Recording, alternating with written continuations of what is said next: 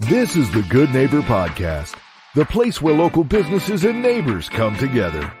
Here's your host, Cabo Jim Schaller. Welcome, good neighbors. Episode number 165 of the Good Neighbor Podcast Estero. Today we have good neighbor Jaime Zabala from Advanced Hurricane Technology. Welcome. Hi, Cabo. I'm glad to be here. Yeah, pleasure. Excited to learn a little bit more about what you guys do. So let's jump right in, and why don't you share a little bit about what you do over at Advanced Hurricane Technology? Fantastic. Well, first of all, I just want to say thank you. This is a great opportunity for me and for my company to let the public know a little bit more about what we do. I'm Jaime Zabala Jr. I'm the president and the co-owner of Advanced Hurricane Technology. And this is a really well-timed podcast at the start of the hurricane season because it's so crucial to start preparing for the hurricane season that's coming up.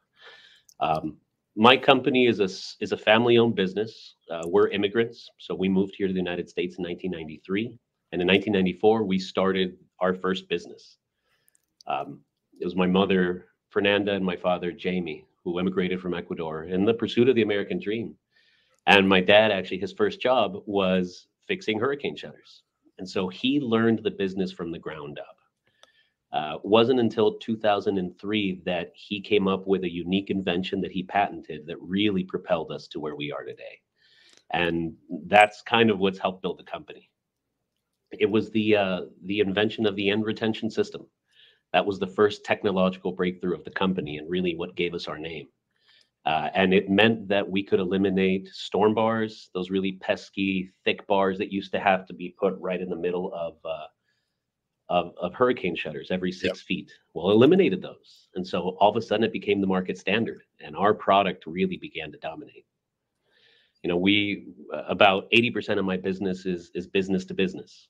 We have clients and dealers from Texas, Louisiana, the Carolinas, all throughout Florida. Back in 2019, we started another business in Puerto Rico, and that is now serving all of the Caribbean. And so we've had the opportunity to take this technology that we've developed and really grown it throughout most of the hurricane-prone regions that we're able to protect. We now have also a smaller arm of the business that's business to consumer. We're doing installations, service, and repair. That's one of the things that a lot of people don't know about us. We don't just invent the products, design them, manufacture them, engineer them. We also install them now as well. And so that's something that it's been our coming out party here in 2023. And we did a great job, and we're hoping to keep that side growing. Absolutely. It's got to constantly be growing. Things are changing, technology changes. So I know your family was involved in the business, but how did you get involved in the business? Just following your roots? Yeah, well, I actually grew up here in Southwest Florida. I went to Pelican Marsh, Point Siena, Pine Ridge Middle, Gulf Coast High, and then I played golf for 3 years at Florida Gulf Coast University. Interesting. And so in my junior year, I had to make the decision what I was going to do with my life. And I got an internship with NASA. Wow. And so at the time I was studying computer science, and it really led me in the direction of engineering and aerospace for the next 10 years. That's what I did from 2009 through 2019. Wow. I was working up in Greenbelt, Maryland for Goddard Space Flight Center, helping to design satellites and write software, test software, and later on I moved into management.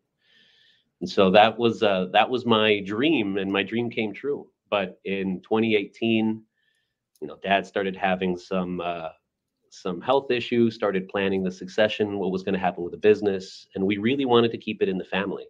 And so me having 2 small kids of my own and being married, I decided to move down to Southwest Florida because it's a great place to raise kids.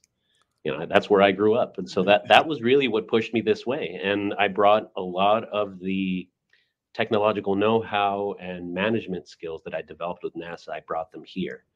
And so it was an opportunity for me to see what I could really make of it rather than, working for somebody else. Be the guy in charge and see what I could do. Yeah, and apply your knowledge. I love that. So talking about the industry, and the technology side of things, are there any maybe myths or misconceptions that we can clear up for our listeners? Absolutely. So We don't just manufacture roll down shutters and hurricane screens and accordions and all of that stuff. We also distribute impact windows. And that's one of the things that we hear all the time is that why would I get shutters when I can just get impact windows? The fact of the matter is that impact windows break. Impact windows break, they leak. The way that they're tested, they have a 12 PSF, pounds per square foot, rating on their water penetration testing. And so during hurricane conditions, that looks something like 55 to 60 miles an hour. Wow. And so if all you have protecting your home is impact windows, you can expect, if you have wind-driven rain, you can expect your home to get wet. It's a simple fact. On top of that, if you do get impacts onto your windows, those windows will break. Now they're designed to protect what we call the envelope of the building. But they're going to need to be replaced. If they take multiple impacts, that's not something I would feel comfortable standing behind. Moreover, that they also do get glass shards that can fly into the home.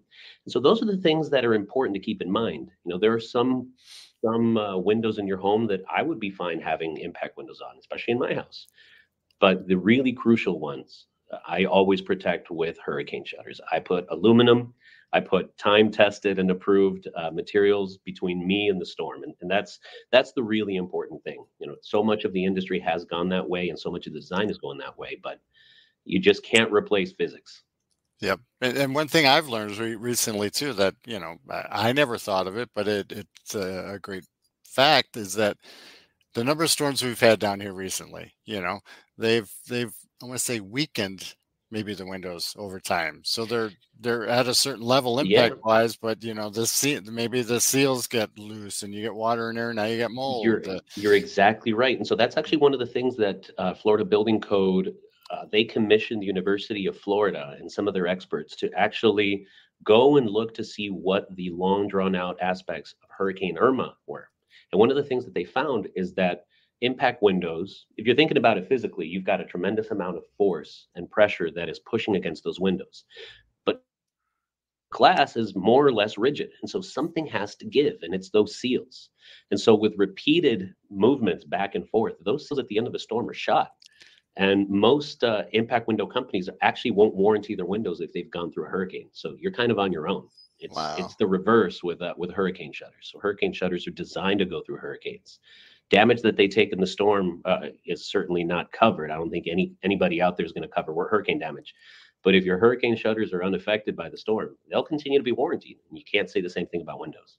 Absolutely. So do you notice anything? Well, obviously there's been a lot of changes in the industry, but is there anything trending at the current moment? Yeah. So Hurricane Ian was a water-based event. And so right now, my company, and I know a few other companies, are working on developing flood barriers.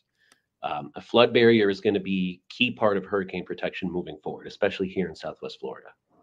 So we partnered up with a couple of different companies to come up with a temporary solution, which would be something like a flood barrier that's 3 feet high that can go across the opening.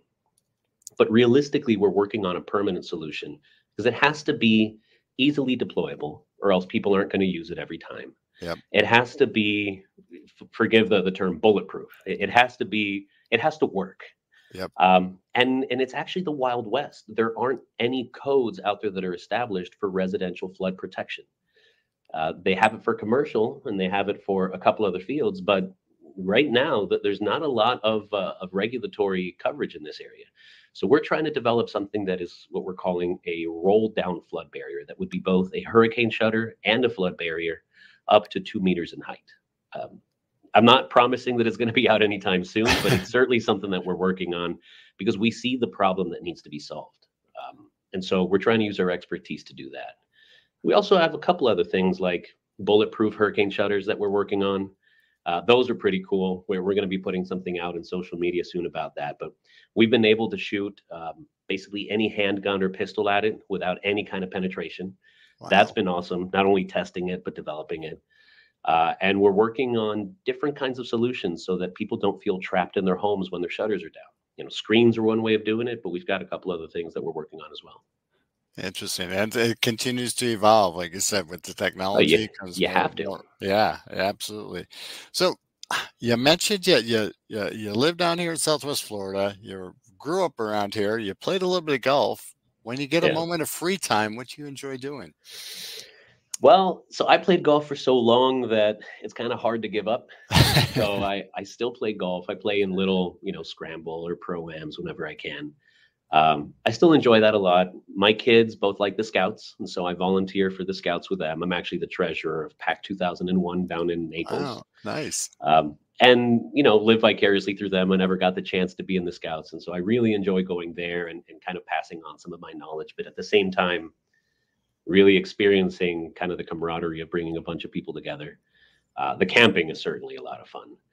And more recently, we bought a ping pong table here at the office. And so we've been playing ping pong almost every day. And so Very just nice. whatever we can do to blow off steam. Business is tough and it's stressful, but especially in this industry. But, you have to keep things free and clear because at the end of the day, it's about spending time with your family and having fun.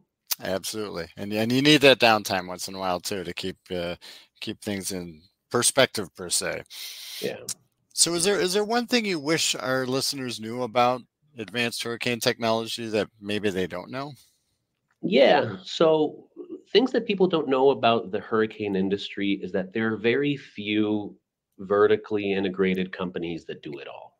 There's you've got 80 shutter companies between Marco Island all the way up to Port Charlotte. And when you're making a decision, you need to know all the facts. Most shutter companies don't build their own products. Most of them don't manufacture or design their own products. They're buying things that other companies and other people have designed. We're one of the few, if not the only in Southwest Florida, that actually designs, engineers, manufactures, develops, tests, everything here. We do it ourselves. Um, if you look at any other, maybe some of your friends or have hurricane shutters on their home and they were installed by company XYZ, the chances are if you look at that bottom slat, you're going to see our name there because we developed that technology and we have it registered with Florida State. So, we do this gladly. We do it for the benefit of the public because at the end of the day, our job is to make products that save homes and save lives. What we're trying to do now is we're trying to tell people work with somebody local. We're local. We design our products with Southwest Florida in mind for the solutions that are going to help Southwest Floridians. And I just want to make that call out there. People need to look at what companies out there exist, what they do. Go visit the factory. Come visit ours. I'm sure you'll be impressed, and we'll love to have you.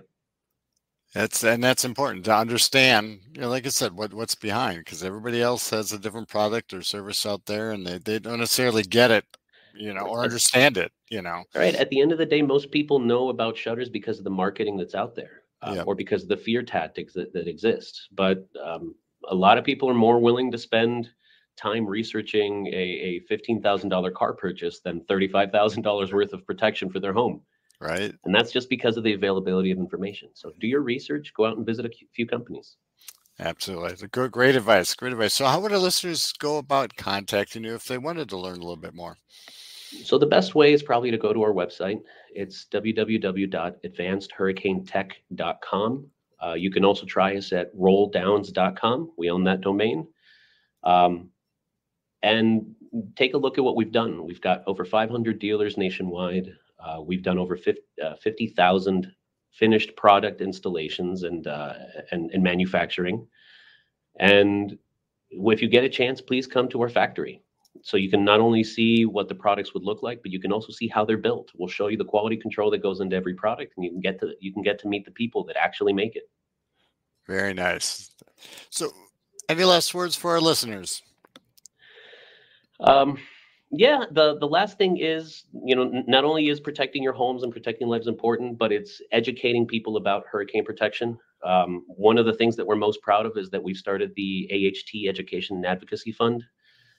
My sister and my wife actually co-wrote a book that tells kids what hurricane preparation is about, what it's like to go through a hurricane, and after a storm, what it's like to clean up. And that's one of the things that nobody ever talks about in hurricane preparedness.